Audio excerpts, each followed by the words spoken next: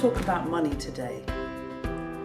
For the spiritual community, for people who are walking that spiritual path and are striving to fulfill their purpose, to grow and expand their consciousness, money is a very, very sticky point, because there's a lot of doubt, there's a lot of fear, there's a lot of shame and guilt associated with money. And the biggest challenge is money spiritual? Can money and success really be part of the spiritual path? Or perhaps, maybe, struggle is a sign of how spiritual you are.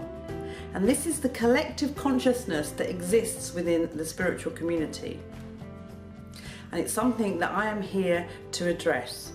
My name is Sarupa Shah, and I'm also known as the Soul Agent, and I've been healing and transforming money stories, including my own, since 2011. My personal work started much earlier when I channeled this work back in 1999. And it really is important and significant work for the spiritual community to address.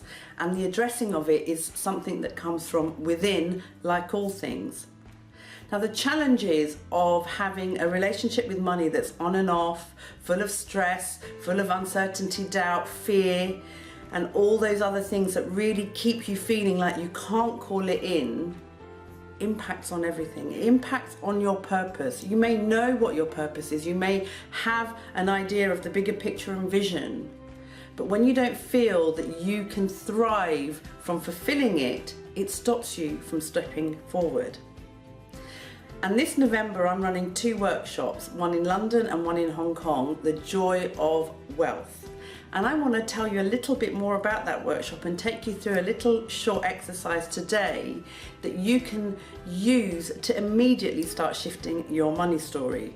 Now, at these workshops, which are for those who are on a spiritual path, so you've probably been having a spiritual awakening, been committed to becoming spiritually powerful, connecting to your intuition, you've been doing all those things, and there's this piece around value where you are really unsure, and you launch things, people don't come, or you have a workshop, or you have a regular class or a therapy clinic, and the numbers of people that attend are low and not enough to get you thriving. And then it starts to make you question, is this really my purpose? Is this what I'm supposed to be doing? And that cycle just feeds itself and creates more doubt. So doubt creates more doubt, uncertainty creates more uncertainty.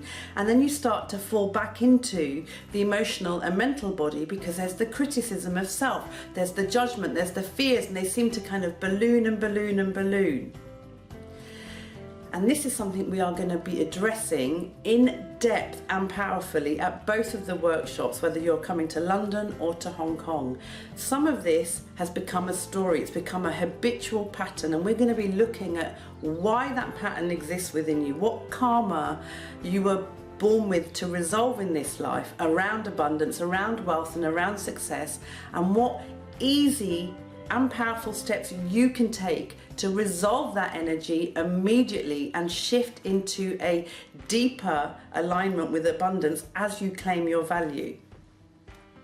Now, one of the exercises I want to share with you today is around the fear, because this fear around money is added to when you're in doubt and uncertainty about money, and when you're not actually earning through your purpose, you start to doubt your purpose, and it all, as I said earlier, feeds itself. So the exercise I want to share with you today is to really explore your relationship with money. So I want you to close your eyes just for a few moments, and I'm going to ask you some questions. And don't worry if you haven't got a journal. They're going to be very simple questions, and you're going to get your answers and you're going to remember them.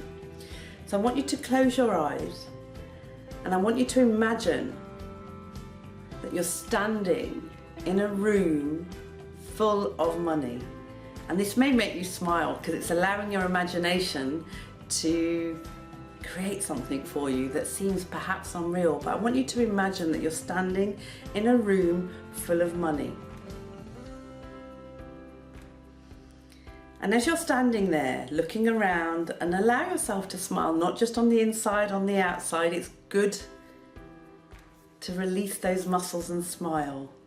And as you do, you'll relax and enjoy where you are. So as you're in this room you start to focus around and you see this energy that's appearing. And this is the diva of money coming to chat to you, coming to share with you. And I want you to ask the question, how do I treat you, money? How do I treat you? And the answer you'll get will be simple. It may not be completely understood immediately, but just accept the first answer that you get. And then the second question I'd like you to ask is, how can I have more of you? How can I have more of you? And again, it will be a very simple answer, a short phrase. It won't be a sentence or an essay. So just accept the first thing that you get. It may not make sense at this point, but allow the answer to be exactly what you get without editing it or trying to interpret it. And breathe. You're doing a great, great job.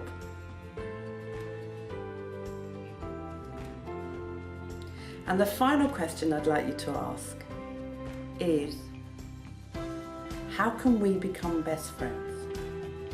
So you're asking money, how can we become best friends? And again, taking the first answer that comes and accepting that, and knowing that you're going to remember all three answers. They're going to be very, very revealing to you. Money is a support. It's not our master. It's not a symbol of our power either. And there's been a lot of confusion in the world around the relationship with money. And as a spiritual community, it's time for us to rise and resolve that energy, resolve the relationship, resolve the fear that money is difficult, that money may not be spiritual, because with money comes success and comes the fulfillment of our purpose, and all of that gets impacted. Doesn't matter how far we go in understanding our purpose and making those plans, if the money and value piece is not in alignment, that piece is going to weigh you down until you resolve that energy. And the questions that you've asked in the exercise today will start to give you the insights and clues. So allow them to percolate. You don't have to go away and create plans with them. You don't have to go away and work out how to incorporate them. Just allow them to percolate, and you can come back and do this exercise.